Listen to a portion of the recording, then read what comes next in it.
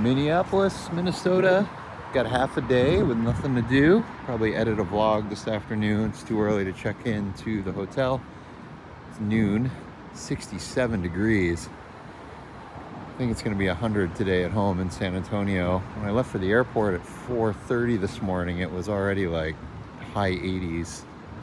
Hot and muggy. All right, hotel room repairs. This is the last case.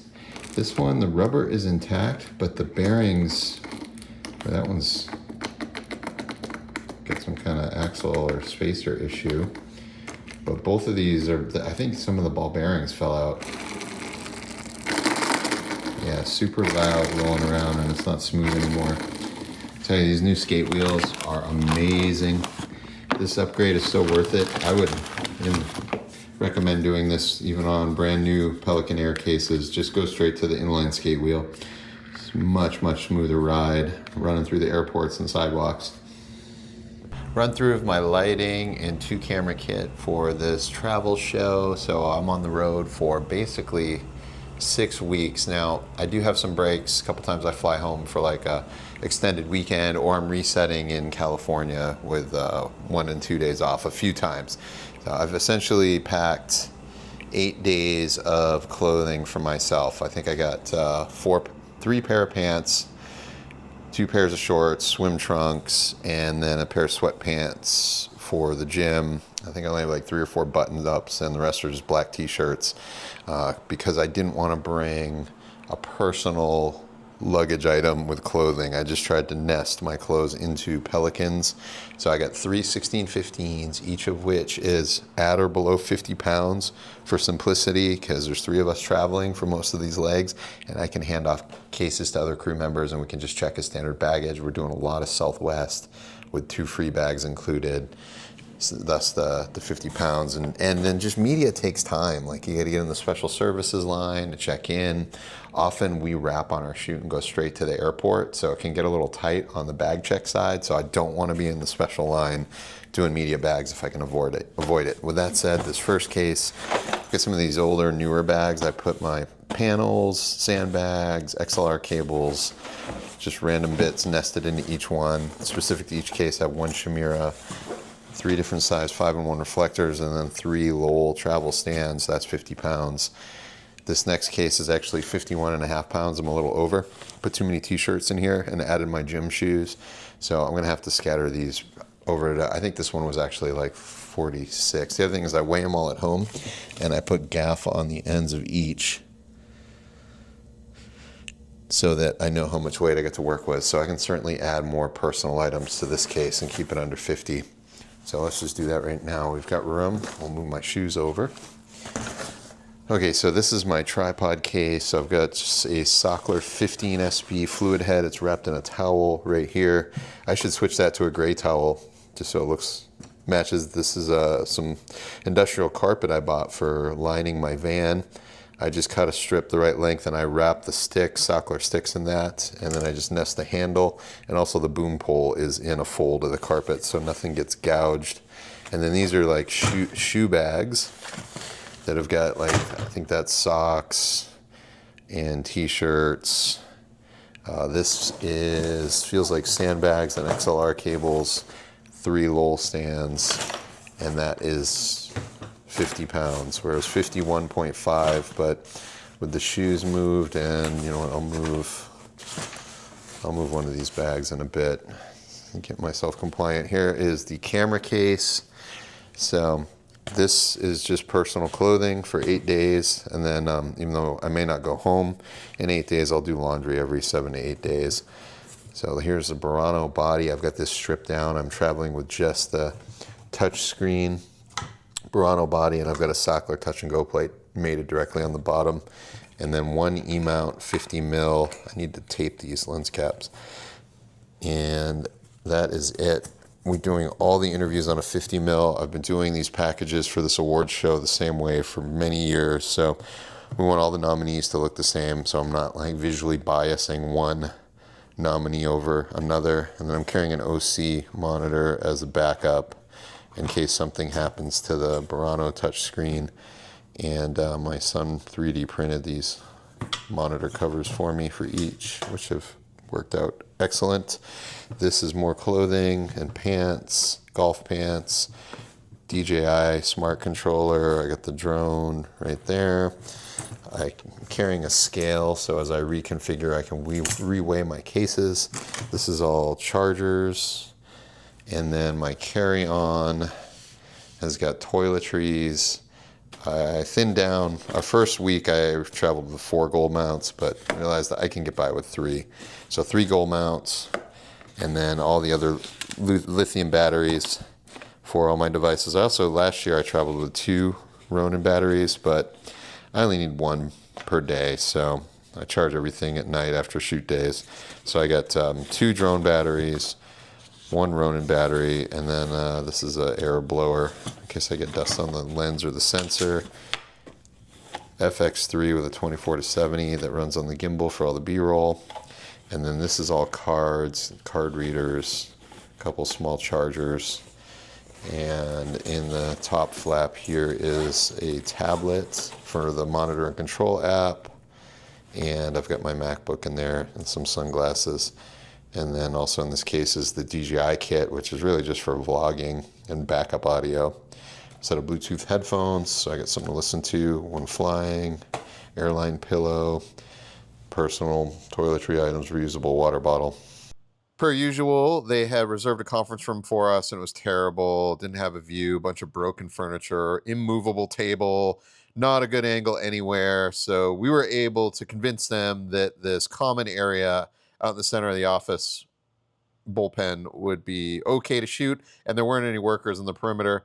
And then I realized here, I can't get the castle nut to attach to my fluid head. Now, I had just used this the previous Friday in California, and now the screw is just too short. It won't mate with the bowl. And then I'm like scratching my head. I couldn't remember if the screw lives on the castle nut or if it lives permanently attached to the bottom of the fluid head.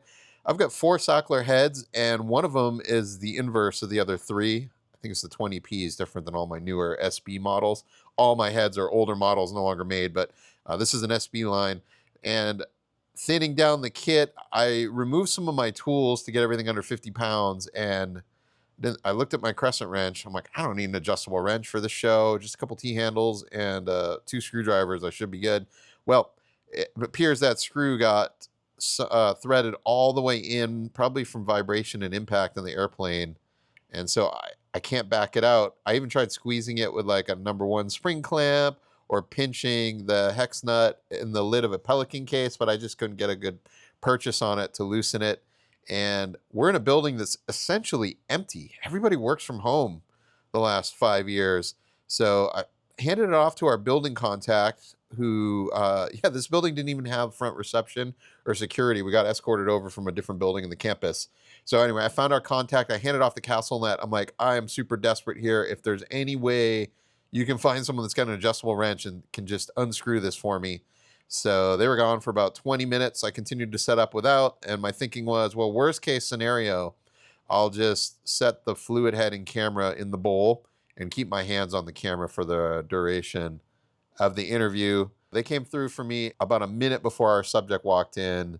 Our site contact returned with the screw removed from the castle nut, and I will now, forever going forward, always carry an adjustable wrench. All right, here's our background. Looks pretty good. Daylight with shears. It shouldn't be clipped. It's been overcast. Hopefully the sun doesn't come out. But yeah, we're out in this atrium area on the 3rd floor. They had a conference room for us, but it was not very attractive. This is much better. As mentioned earlier in the vlog, this show, all of the interviews are on a 50mm prime, full frame f2.0 for uniform consistency from contestant to contestant. These are roll-in packages for an awards show in Las Vegas. The first year on the show was 2016, and I think the show's been running 15 or 16 years.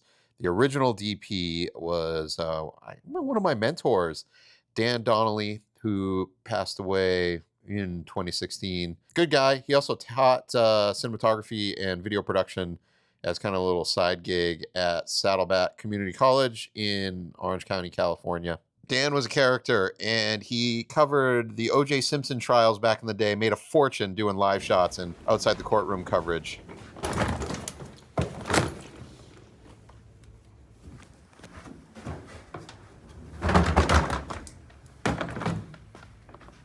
Trying out a new neck pillow from Henry Gracie from the Jiu-Jitsu community. This is called the Sleeper Hold. This is my first trip with it. It solved my head bobble issues, and I got a good hour and a half of sleep. Zigzagging across the U.S. from the Midwest back to Southern California, San Diego. Every time I'm back in SoCal, I have what if, second thoughts on maybe I should have kept my house in Laguna Niguel, California. It would now cost me to go back just a little 2-bedroom house in South OC to get back to my old neighborhood. I'm looking at 1.2 to 1.4 million to buy back in. Yeah, it's not going to happen. Prior to selling my house in Laguna Niguel, we considered converting. We had a little guest bedroom detached casita. I considered converting that to an ADU. It already had water, power, and gas. I just needed to put in a sewer line, and then I could have added a rear gate and fenced in that area as a separate unit, but considered renting out the house and then just leaving the little casita available so we could bounce back to California anytime. And obviously I'd have my own crash pad. Principal, taxes, interest, insurance on that house was $1,800 a month, and today I'd rent out for between $5,000 and $5,500. I wish I had some BTS from my side business in Orange County doing generator rentals. I had one plant this size. I don't know if that's like a 1800 amp. It could be 2400 amp, somewhere in that range. But anyway, I had one unit that I managed that was this size, and then one that was about half that size, 500 amp output. I forget what it is in KW's movie industry. They measure everything in amps, 3-phase. These look like the same multi-quip units, former Crawford Power. Nice looking gensets, nice wax. We had extra time to set up for this interview. Our subject's still in the air and has to get picked up at the airport. So doing the chit chat and slow build.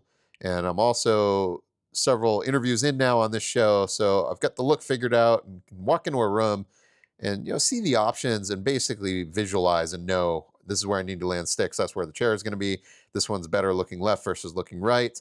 And then also trying to balance in. I want to have half my interviews on this show looking one direction and the other half looking the other way, just to balance things out. With that said, I should have stuck to my protocol of always landing the chair, tripod and camera first, line up my shot, and then go about building stands, grip, and lighting. If you don't look at the frame, even if I know exactly where things need to be, you end up finessing a little. Chair moves left, half a foot, chair moves right, moves in, moves out, sticks walk in, walk out. And if I've already landed multiple stands for boom pole, flags, lights, now I got to move multiple things instead of just moving the chair and the camera to get the shot right. And a little bit of that happened here. I was aware of it, and it wasn't really an issue because we had so much time. But watching the time lapse play back here, realized I did a lot of unnecessary movement back and forth from the cases, building things in a non-standard order. So all of this is to say, this is a good reminder for myself to stick to the workflow: chair,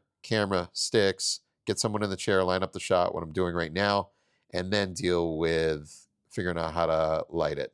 Shout out to David Moorfield. I've been sitting in airports watching his current few vlog posts. He's got a 3-part, maybe more now, series discussing how to bid out on estimates for clients, and when a client's just asking for too much, for too low of dollars, and then just the struggle that we operate in, where sometimes we're a freelancer, sometimes you're a production company trying to provide all the turnkey services. You need to kind of figure out which one of those things you're going to be. But then the reality is you're jumping between the two.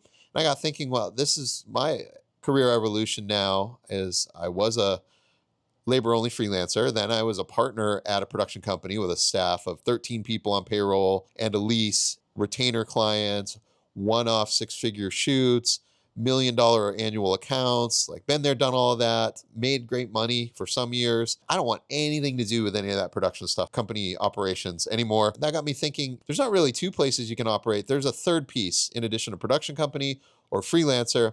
And that's how I view myself. That's I'm a subcontractor. I don't generally work for end clients. I'm always working for an agency or production company. And I'm not playing producer. I'm just doing the camera and lighting side of things. I'm a director of photography. I've got my own kit, not really interested in going out labor only.